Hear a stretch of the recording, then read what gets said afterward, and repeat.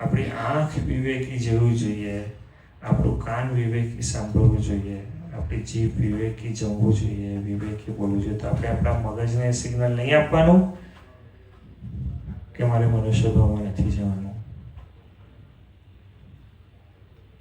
એ મોટામાં મોટો વર્તમાન છે અને એ આપણે પાળવો પડશે.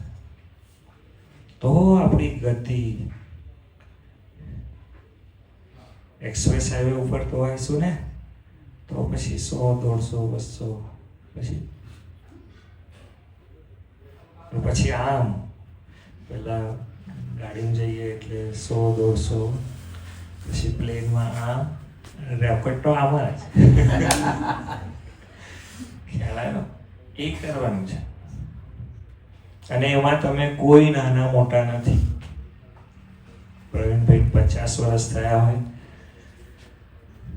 કે સચિનને 20 વર્ષ થયા હોય, જેણે આ નિશ્ચય પાકો કર્યો એનું સ્વામીજી બધું પૂરું થઈ ગયું છે.